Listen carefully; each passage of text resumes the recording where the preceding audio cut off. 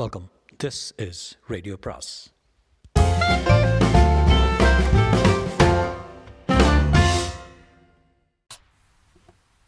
அனைவருக்கும் அன்பு வணக்கம். ராக்கி ரங்கராஜனின் படகு வீடு அத்தியாயம் 52.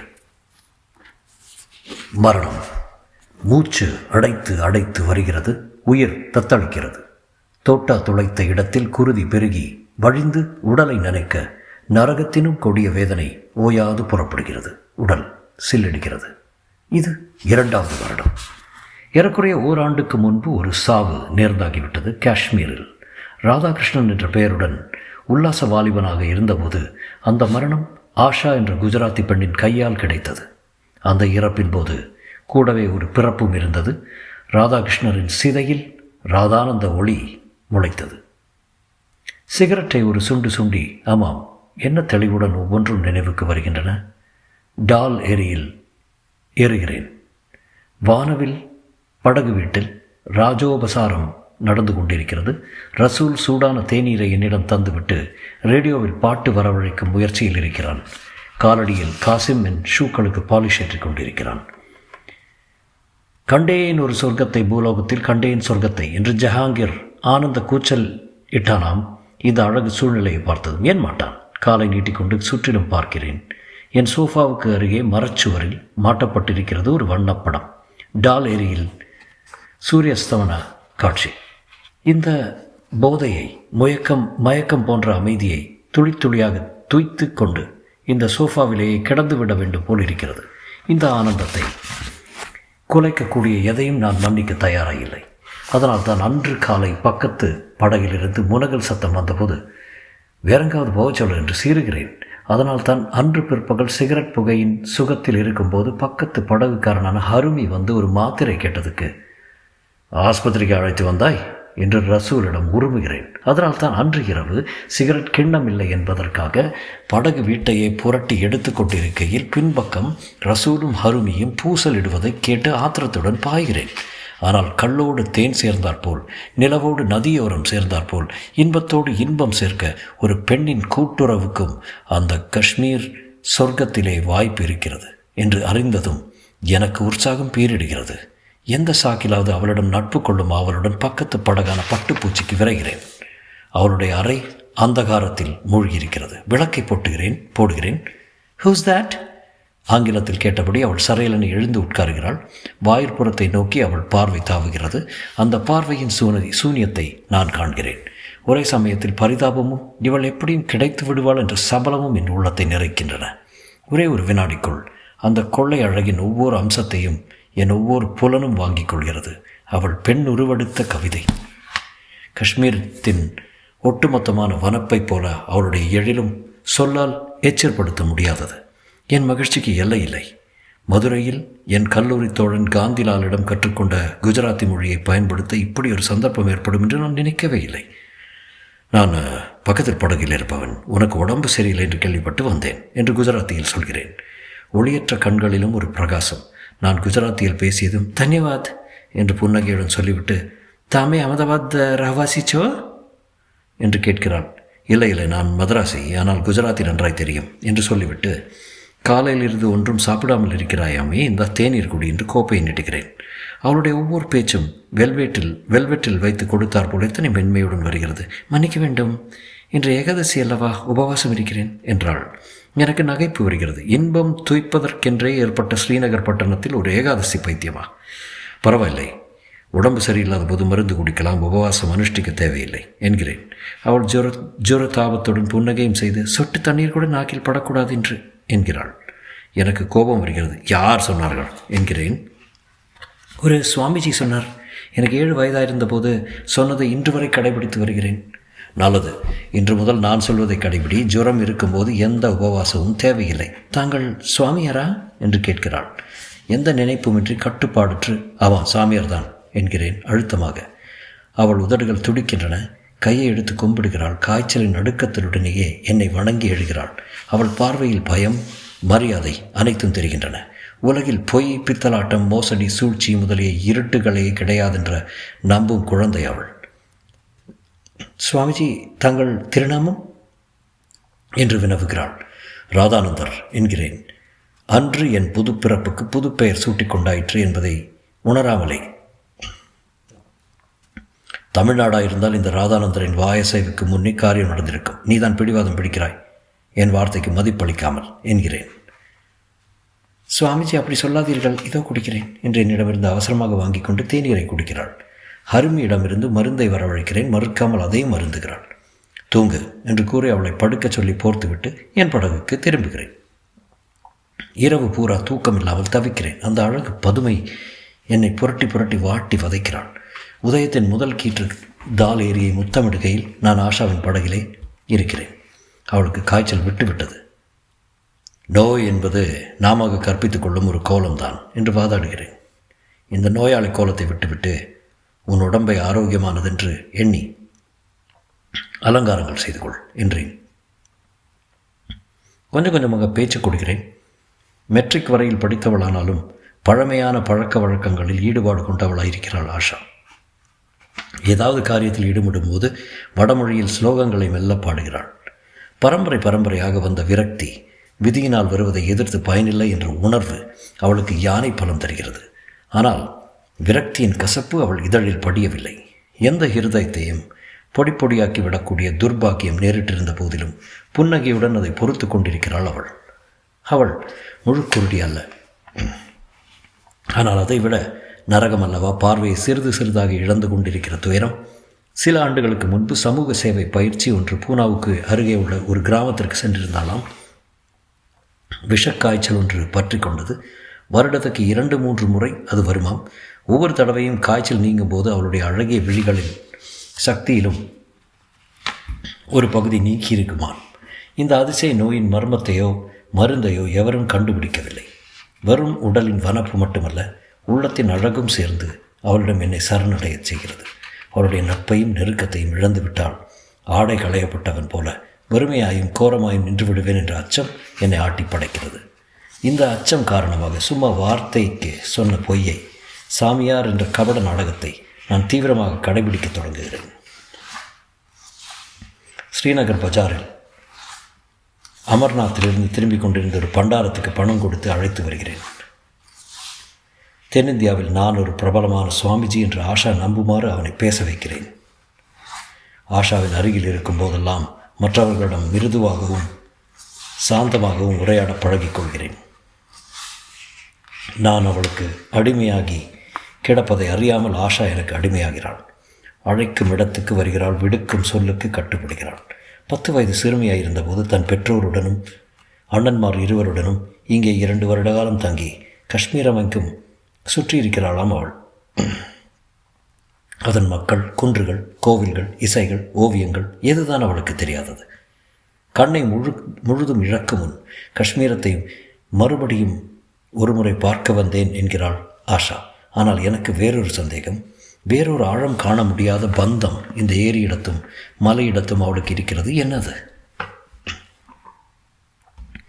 காஷ்மீரை பார்த்த பிறகு என்ன செய்ய போகிறாய் ஆஷா? எங்கே போகப் போகிறாய் என்று கேட்கிறேன். சுவாமிஜி, ஒரு சந்தர்ப்பத்துக்காகத்தான் காத்திருக்கிறேன், அப்போது சொல்கிறேன், அதுவரை மன்னியுங்கள் என்கிறாள் ஆஷா.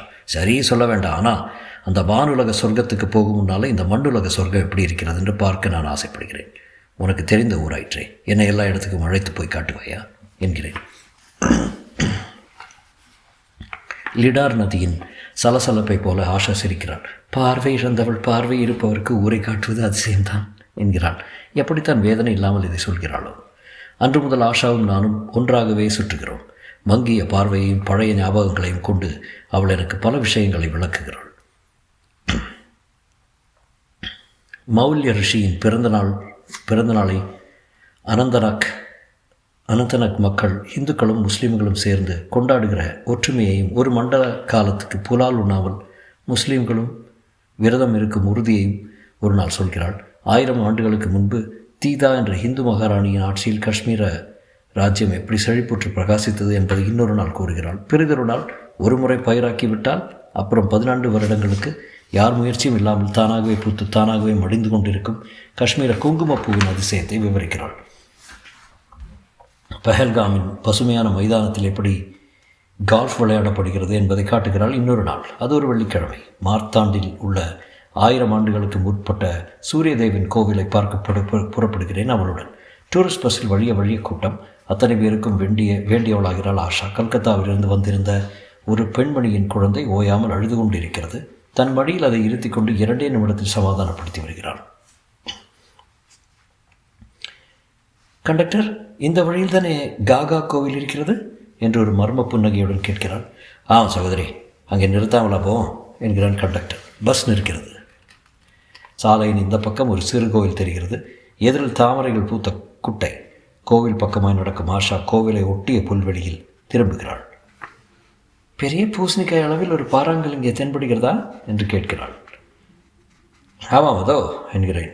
அதற்குள் கண்டக்டர் ராட்சசன் போன்றிருக்கும் ஒரு ஐரோப்பியரை கூப்பிட்டு, அதை தூக்குங்கள் பார்க்கலாம் என்கிறான். கையை சுருட்டி விட்டு கொண்டு அந்த ஐரோப்பியர் அதை தூக்க முயல்கிறார். முக்குகிறார், முனகுகிறார், வேர்வை வடிகிறது, முகம் இருகிறது. தரையிலிருந்து ஒரு அங்குலம் எழும்பு முன் கல்லை போட்டு விடுகிறார் கீழே. ஆஷா கலகலப்பாய் சிரித்து கொண்டே, 11 பேர் இப்படி வாருங்கள் என்று அழைத்து கல்லின் பக்கம் குனிந்து உட்காருகிறாள். அவளுக்கு பக்கத்தில் நானும் இன்னொரு 9 பேரும் வட்டமாக உட்காருகிறோம். ஒவ்வொருவரும் ஒரு ஆள்காட்டி விரலை மட்டும் கல்லின் அடியில் கொடுத்து தூக்கினால் போதும். தூக்கும்போது கா காக்கா என்று சேர்ந்தார் போல் சொல்ல வேண்டும் என்கிறான். காக்கா என்று கோஷமிட்டபடியே ஆளுக்கு ஒரு விரல் கொடுக்கிறோம். என்ன ஆச்சரியம் என்று யாரோ கூவுகிறார். ஆம், ஒரு சிரமமும் இல்லாமல் 11 விரல்கள் அந்த பாறாங்கல்லை கிளப்பி விடுகின்றன. ஓரடி உயரத்துக்கு மேலேயே குழந்தைகள் போல் எல்லோரும் சிரிக்கிறோம். எனக்கு அதெல்லாம் தெரியவில்லை. ஆஷாவின் நெருங்கினார் போல் உட்கார்ந்திருக்கிறோம் என்ற போதை ஒன்றுதான் என் தலைக்கு ஏறுகிறது. நான் எதுவுமே பேசவில்லை. ஆனந்த மயக்கத்தில் இருக்கிறேன். சூரியதேவன் கோவிலை காணுகிறோம். யானை இறந்து கிடப்பதைப் போல சாவிலும் மாட்சிமையுடன் இருக்கிறது அந்த புராதன கோவில். பிரகாரத்தில் தரையோடு தரையாக புதைத்து வைக்கப்பட்டுள்ள பெரும் பெரும் பானைகளின் வரலாற்று முக்கியத்துவத்தை ஆஷா விவரிக்கிறாள். நான் வினாடிக்கு வினாடி அவளிடம் ஒன்றி அடிமைப்படுகிறேன். எதிலும் நரத்தையே காணும் அவளுடைய இயல்பு என்னை மேலும் கவர்கிறது.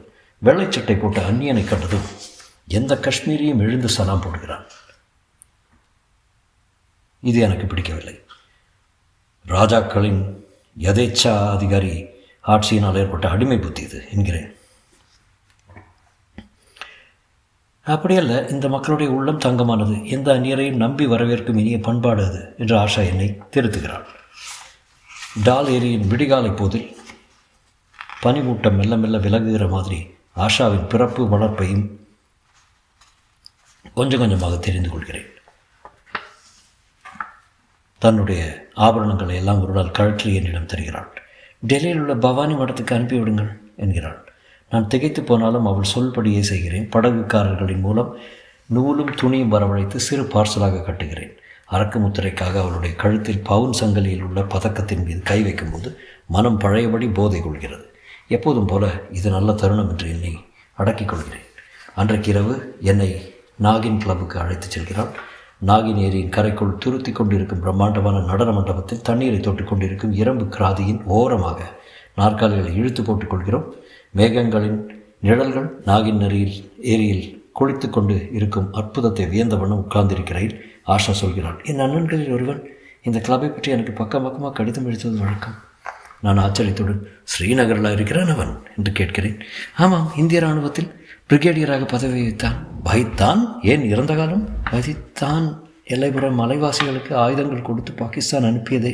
அந்த நாள் வரையில் 1948 அவர்களை துரத்தியதோடு அவன் வாழ்வு முடிந்துவிட்டது.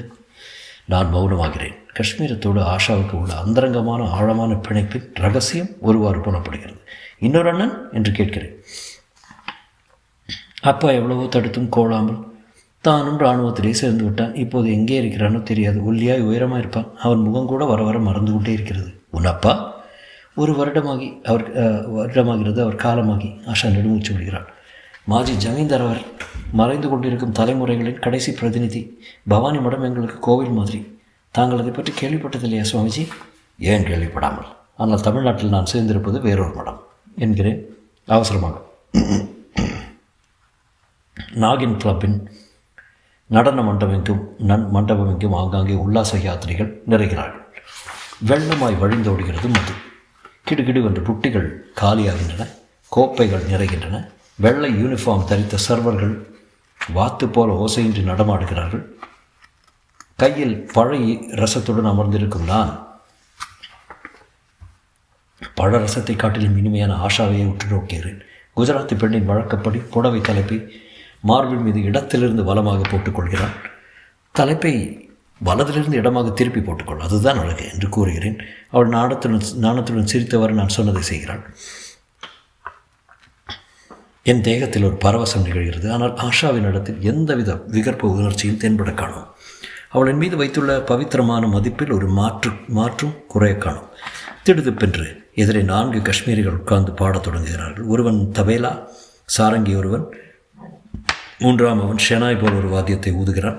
இன்னொருவனிடம் கடம் போன்ற பானை இருக்கிறது. மொழி புரியாவிட்டாலும் அவர்கள் பாடும் துரிதமான மெட்டு என்னை கவர்கிறது. அருகிலும் தொலைவிலும் அமர்ந்திருக்கும் பலர் வேகமாக தாளம் போடுகிறார்கள். ஆஷா புன்னகையுடன், காஷ்மீர் இசையில் இந்த இந்திய ராகங்களும் பாரசீக மெட்டுக்களும் கலந்திருக்கும். இவர்கள் பாடுவது நாட்டுப்பாடல், கச்ரி என்று சொல்வார்கள். மிக வேகமாய் தாளம் போட வேண்டும் என்கிறாள். நீ பாடுவாய் ஆஷா என்று கேட்கிறேன். வெட்கத்துடன் சிரித்தபடி பேச்சை மாற்றுகிறாள் ஆஷா. காஷ்மீரி வார்த்தைகள் கூட எனக்கு கொஞ்சம் தெரியும். இருங்கள். ஆமாம், ஏதோ ஒரு பாண்டத்தை உடைத்து விட்டாள் என்று மாமியார் திட்டி விரட்டுகிறாள்.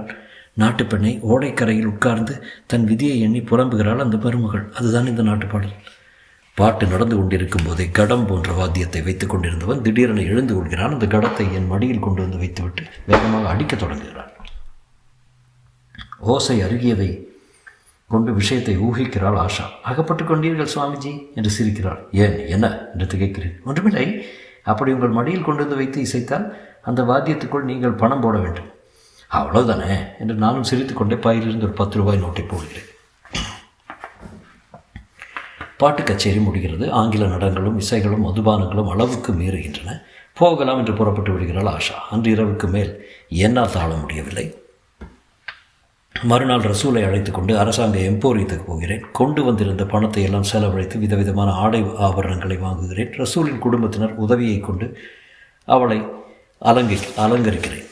கண் கொள்ளாத எழிலுடன் திகழும் ஆஷாவை அழைத்து கொண்டு வெளியே புறப்படுகிறேன். ஒரு பிரம்பு பெட்டியை கையில் எடுத்துக்கொள்கிறாள் அவள். எதற்கு என்று கேட்டால் மர்மமாக சிரிக்கிறாள். ஜீலம் நதிக்கரையின் மசூதியும் மந்திரம் ஒரே கட்டிடத்தில் அமைந்துள்ள தலத்தை தரிசனம் செய்துவிட்டு வெளிவருகையில் ஆஷா ஒரு தெய்வீக பொலிவுடன் பிரகாசிக்கிறாள். அமானுஷ்யமான அந்த அழகை பருக என்னுள் வெறியும் வேட்கையும் போட்டியிட்டு மேலெழும்புகின்றன. நடமாட்டம் உள்ள ரஸ்தாவை விட்டு விட வேண்டும் என்ற ஒரே குறுக்கு பாதையில் அவளை அழைத்துச் செல்கிறேன். ஒரு குன்றின் சரிவில் வேகமாக செல்லும் ஒரு காட்டாற்றின் கரையில் அமர்கிறோம். அடடா என்று அவள் எதற்கோ சூழ் கொட்டுகிறாள். என்னவென்று பார்க்கிறேன், அவள் அணிந்திருந்த ஹவாய் செருப்புகளில் ஒன்று காது பெய்ந்திருக்கிறது. இப்படி கொடு என்று வாங்கிக் கொள்கிறேன். சுவாமிஜி, அவச்சாரம் என்று ஆஷா தடுக்க முனைவதை பொருட்படுத்தாமல் பெய்ந்திருந்த வாரின் முனையை மீண்டும் செருப்புக்குள் செருகி திணிக்கிறேன். இப்போது மாட்டிக்கொள். கண்ணிமைக்கும் நேரம் பிஞ்சாக மெத்தென்று இருக்கும் பாதத்தை என் கையால் பற்றி அணிந்திருப்பேன். 6வது புலனினால் அதை உணர்ந்தவள் போல, சுவாமிஜி என்று என் கைகளை விலக்கிவிட்டு, சுவாமிஜி என்ன காரியம் செய்யவிருந்தீர்கள் என்று விம்மி அழுகிறாள் ஆஷா. உணர்ச்சிகளை கட்டுப்படுத்த முடியாதவனாகிறேன் நான். ஆஷா என்று தொண்டை அடைக்க கூப்பிடுகிறேன். அவள் தன் கண்களை துடைத்துக் கொள்கிறாள். முகம் மலர்கிறது. சுவாமிஜி, என்ன தெரியவில்லை, என் மனம் இப்போது நிறைந்திருக்கிறது. இந்த மாதிரியான புனிதமான உணர்வு ஏற்பட வேண்டும் என்று காத்திருந்தேன் என்று சொல்லியபடியே தான் கொண்டு வந்திருந்த பிரம்பு பெட்டியை திறக்கிறாள். உள்ளே ஒரு காவி புடவையும் காவி சோழியும் காவி பாவாடையும் இருக்கின்றன. என்னிடம் அவற்றை கொடுத்து என் முன்னே விழுந்து வணங்கி அழுகிறாள். நான் தயாராகிவிட்டேன் சுவாமிஜி, எனக்கு தீட்சை கொடுங்கள் என்கிறாள். அத்தனை விரைக்கும் மத்தியில் எனக்கு பிரமிப்பு ஏற்படுகிறது. ஆஷா, என்ன இது என்று கூவுகிறேன். சந்நியாசம் சுவாமிஜி, அதற்கு தேவையான மனப்பக்குவத்துடன் காஷ்மீருக்கு வந்தேன். தெய்வத்துக்கும் அதுவே சம்மதம். இல்லாவிட்டால் ஏன் தங்களிடம் என்னை கொண்டு வந்து சேர்த்திருக்கிறது? வேலை வரும்போது குரு கிடைப்பார் என்று முன்பொரு சுவாமிஜி எனக்கு சொல்லியிருந்தார். தாங்கள் கிடைத்தீர்கள், வேலை வந்துவிட்டது என்கிறாள் ஆஷா. ஆத்திரவின் அறிவை மழுங்க வைக்கிறது. அறிவு மழுங்குவதால் என்னால் எதையும் புரிந்து கொள்ள இயலவில்லை. உனக்கு பைத்தியம் பிடிக்கிறது ஆஷா? புத்தி சுவாதீனம் இல்லாமல் பேசுகிறாயா என்று இறைகிறேன். திடுதிப்பென்று சொல்வதால் தங்களுக்கு கோபம் ஏற்படுவது இயற்கைதான் சுவாமிஜி என்று என் சினத்தை வேறு விதமாக புரிந்து கொண்டு மறுமொழி கூறுகிறாள் ஆஷா. பவானி மடத்துக்கு எங்கள் குடும்பம் செலுத்த வேண்டிய காணிக்கை தான் என் துறவு. இப்போது புரிகிறது அல்லவா? எதுவும் புரியவில்லை, புரியவும் வேண்டாம் என்று பொறுமை இழந்து நான் சீறுகிறேன். அமைதி சிதறாமல் நிதானம் பதறாமல் பேசுகிறாள் அவள். பவானி மடத்தை தொடங்கி வைத்த 12 குடும்பங்களில் எங்களுடையதும் ஒன்று. ஒவ்வொரு குடும்பமும் ஒவ்வொரு தலைமுறையிலும் ஒரு உறுப்பினரை தர வேண்டும் என்று ஆரம்பத்தில் சங்கல்பம் செய்திருந்தார்கள். என் தகப்பனாரின் சகோதரர் கூட ஒருவர் பவானி மடத்தின் துறவியாக சென்றதுண்டு. எதற்கு இந்த பழைய கதையெல்லாம் என்று நான் உருமுகிறேன். என் தந்தை செலுத்த வேண்டிய காணிக்கை தவறிவிட்டது. மூத்த மகன் இதே காஷ்மீரின் விடுதலை போரில் உயர்ந்திருந்து விட்டான். அடுத்த மகன் அவருடைய விருப்பத்துக்கு எதிராக இராணுவத்தில் சேர்ந்து குடும்பத்தை விட்டே போய்விட்டான். போன வருஷம் என் தந்தை உயிர் துறக்கும் சமயம் இந்த குறை தீராமலே துடித்தார். நானாகவே அவருக்கு வாக்கு தந்தேன். உங்கள் குமாரர்கள் தீராத குறையை இந்த மகள் தீர்ப்பாளப்பா, நான் ஏற்றுக்கொள்கிறேன் சன்னியாசம் என்றேன். அதன் பிறகே அவர் உயிர் பிரிந்தது. அதற்காக காஷ்மீரத்தை ஒரு முறை பார்த்துவிட்டு டெல்லிக்கு போய் பவானி மடத்தில் துறவு ஏற்பது என்று எண்ணியிருந்தேன். அதற்குள் தாங்களே என்னை தேடி வந்து விட்டீர்கள் தீட்சை தருவதற்காக என்று மறுபடியும் என்னை நமஸ்கரிக்கிறாள். அழுவதா சிரிப்பதா? சந்நியாசத்துக்கு இதுவல்ல பருவம் ஆஷா. சகல சௌபாகியங்களையும் கரத்தில் ஏந்தி கொண்டு காலம் காத்திருக்கிறது. உனக்கு அது தெரியவில்லையா என்கிறேன். தெரியவில்லை சுவாமிஜி, எனக்கு அது வேண்டவும் வேண்டாம். சிறு வயதிலிருந்தே இந்த பக்குவம் ஏற்பட்டு வருகிறது. வேறு எந்த விதமான வாழ்க்கையும் எனக்கு ஒட்டாது என்கிறாள் ஆஷா தீர்மானமாக. இங்கீதமாக பேசி அவள் மனத்தை மாற்ற முடியுமா என்று பார்க்கிறேன். நீ இந்த தியாகம் செய்ய வேண்டிய அவசியம் எதுவும் இல்லை ஆஷா. உன் சகோதரன் ஒருவன் நாட்டுக்காக உயிரை அர்ப்பணித்து விட்டான், இன்னொருவன் அர்ப்பணிக்க தயாராக இருக்கிறான். தேசத்துக்கு தொண்டு செய்வதும் தெய்வத்துக்கு தொண்டு செய்வதும் ஒன்றே தான். ஆகவே ஏற்கனவே உன் குடும்பம் தன் காணிக்கையை பவானி மடத்துக்கு செலுத்திவிட்டது. நீ உன் இளமை இழக்க வேண்டாம். என் இளமையா என்று சிரிக்கிறாள் ஆஷா. இளமை, மூப்பு, நோய், பருவம், மாறுதல், மரணம் இதெல்லாம் எனக்கு உண்மையான எனக்கு உண்டென்ற சொல்கிறீர்கள். அதெல்லாம் உடலுக்கு அல்லவா சுவாமிஜி? என் ரத்தம் தலைக்கேறிக் கொண்டிருக்கிறது. போதும் நிறுத்து. பொழுது போகாத பண்டாரங்கள் பிதற்றிய குப்பைகளை எல்லாம் என்னிடம் அளக்காதே என்று இறைகிறேன். சுவாமிஜி என்று முதன்முறையாக அவள் திடுக்கிடுகிறாள். ஒரு சன்னியாசி துறவி பேசுகிற பேச்சா இது? என்னை மறந்து கூவுகிறேன். யார் இங்கே சன்னியாசி? உன் அருகே இருக்கும் இந்த ராதா உயிரும் உணர்ச்சியும் வாலிபமும் வெறியும் அழகும் ஆண்மையும் கொண்ட நாகரிகமான இளைஞன். உன் பார்வை சரியாயிருந்தால் என்றைக்கோ என்னிடம் மயங்கி உன்னை எனக்கு மகிழ்ச்சியுடன் கொடுத்திருப்பாய். சுவா அவளுடைய செப்பு அதரங்கள் சற்றே சிறந்து கொண்டு உணர்ச்சி தாங்க மாட்டாமல் துடிக்கின்றன. தீயை மிதித்த மாதிரி அலறி துடித்து கொண்டு எழுகிறாள். ஒளி இழந்த கண்கள் என் மீது கொட்ட கொட்ட நிலைத்து நிற்கின்றன. வலையில் சிக்கிய மானை போல மருண்டு பார்க்கிறாள். நிற்கதியான நிலையில் எங்கு எப்படி யாருடன் தப்பியோட முடியும் என்று புரியாமல் அவள் தவிப்பது தெரிகிறது. எல்லாவற்றை காட்டிலும் அவளது மலை போன்றதொரு திட நம்பிக்கை நிலை தொலைந்து விழுவதையும், ஆயுள்ளே முதல் தடவையாக தீமையின் கோர உருவத்தை சந்தித்ததால் ஏற்பட்ட அதிர்ச்சி இடியென தாக்கி அவளை தள்ளாட வைப்பதையும் கண்கூடாக நான் காண்கிறேன். இருந்தாலும் என் வெறி இனி இறங்காது. அது தணிந்துதான் ஆக வேண்டும். அவள் என்ன நினைத்தாலும் சரி, என்னை எதிர்த்தாலும் சரி. ஆஷா என்று அவள் பூங்கரத்தை பற்ற முயலுகிறேன். அவள் பின்னும் நடுங்கியவளாக திமிரி விடுபடுகிறாள், ஓடுகிறாள். மறுகணம் அவளோ நானோ எதிர்பாராத விபத்து நிகழ்ந்து விடுகிறது. பாறை ஒன்று தடுக்கி தலைக்குப்புற அலங்கோலமாக அந்த காட்டாற்றில் ஆஷா விழுந்து விடுகிறாள். ஆஷா ஆஷா என்று அலறிய வண்ணம் நான் அவள் அருகே குதிக்கிறேன். அதற்குள்ளே ஆற்று நீர் சிவப்பாகி விடுகிறது. ஒரு பாறையில் மோதுண்டதால் அவள் தலையில் பெரிய காயம் ஏற்பட்டு குருதி பெருகிக் கொண்டிருப்பதே அந்த சிவப்புக்கு காரணம். மூழ்கி வெளிவந்து கொண்டிருக்கும் ஆஷாவை கூந்தலை பிடித்து பெரும்பாடுபட்டு கைப்பற்றுகிறேன். நீந்தி கரை சேர்கிறேன். கல்லூரியிலும் பள்ளிகளிலும் கற்ற முதல் உதவிகள் மறந்து போகின்றன. ஆஷாவை தூக்கி தோள் மீது போட்டுக்கொண்டு ஓடுகிறேன். கண்மண் தெரியாமல் தோப்பு வழியாகவும் குன்றுகள் நடுவேயும் ஓடுகிறேன். திக்கு திசை தெரியாமல். ஓர் அகலமான தார் போட்ட ரஸ்தா குறுக்கிடுகிறது. அதன் வழியே ஓடுகையில் கிரீச்சென்ற ஓசையுடன் ஒரு இராணுவ ட்ரக் நிற்கிறது. உணர்வு வந்தவனாக, ஐயா தயவு பண்ணி உதவுங்கள் என்று லாரியில் இருப்பவர்களிடம் நான் கெஞ்சுகிறேன். அதற்குள் யார் அவன் பைத்தியக்காரன் என்று திட்டிக்கொண்டே முன்புற லாரிக்கு பக்கத்தில் அமர்ந்திருந்த ஒருவன் இறங்கி வருகிறான். லாரியின் பின்புறம் இருந்த என்னை பார்க்கிறான். பிறகு மறுபடி அவளை பார்க்கிறான். திடீரென்று ஆஷா ஆஷா என்று கத்திவிட்டு என்னை அசுரத்தனமாக உலுக்கி, ராஸ்கர், என் தங்கை என்ன செய்தாய்? கொலை செய்து விடுவோம், உண்மையை சொல் என்று உருமுகிறான். எந்த அதிர்ச்சியும் என்னை இனி சாய்க்காது. நான் முதல் ஆஸ்பத்திரிகளை எடுத்துச் சென்று காப்பாற்றும், பிறகு உங்கள் சகோதரிக்கும் எனக்கும் உள்ள உறவை சொல்கிறேன் என்கிறேன். மிலிட்ரி ட்ரக் புழுதி வாரி அழைத்து கொண்டு புறப்படுகிறது. மற்றவர்கள் ஒதுங்கிக் கொள்கிறார்கள். ஆஃபீஸரான அந்த இளைஞனுக்கு மரியாதையாக. பல வருடங்களுக்கு பிறகு எதிர்பாராத சந்தர்ப்பத்திலே சந்திக்கும் தங்கையை தடவி புலம்புகிறான் அவன். நான் சுருக்கமாக சொல்கிறேன், அவளுக்கு கண் பார்வை போய்விட்டது என்று. இப்போதுதான் அறிகிறான் போலும். ஆஷா ஆஷா என்று அவளோடது மூடிய இமைகளை வருடிக்கொண்டு விம்புகிறான். ஆஷாவின் மேனி மெல்ல அசைகிறது. இமைகள் லேசாக திறக்கின்றன. மோதி என்று முணுமுணுக்கிறாள். ஆவாஷா, வாண்ண மோதிதான் என்று அவளை தன் மடியில் சாய்த்துக் கொள்கிறான். அவள் எதிரில் நிற்க தைரியமற்று ஒதுங்கியிருந்த என்னை அவள் விழிகள் அலைந்து தேடிக்கொண்டு கொள்கின்றான். அதில் கோபமோ வெறுப்போ குரோதமோ இல்லை, கனிவைத்தான் காண்கிறேன். அவருக்கு ஒன்றுமில்லையே. பேசிக்கொண்டிருந்தவள் திடீரென்று தவறி விழுந்து விட்டேன். அவரும் குதித்தார் காப்பாற்ற. அதுதான் நினைவிருக்கிறது. அப்புறம் என்கிறாள். மோதி என்னையும் அவளையும் மாறி மாறி பார்க்கிறான் அவநம்பிக்கையுடன். வேறொன்றும் தப்பு தட்டா நடைபெறவில்லையே. இவன் உன்னை சேச்சே என்று அண்ணனின் வாயை பொத்துகிறாள் ஆஷா. அவள் கரம் அவன் உதட்டின் மீது நின்றிருக்கிறது. ஸ்ரீநகர் அரசாங்க ஆஸ்பத்திரியை அடையும் போது பின்பு அங்கேயே நின்று விடுகிறது. ஆஷா, இந்த கோர முடிவை எனக்கு காட்ட வேண்டும் என்றா குஜராத்திலிருந்து இவ்வளவு தூரம் வந்தா என்று அந்த பிரேதத்தின் மீது விழுந்து புலம்புகிறான் மோதி. அவனே ஈமக்கடன்களை முடிக்கிறான். ஆஷா என்ற ஓவியம் தீக்கிரையாகிறது.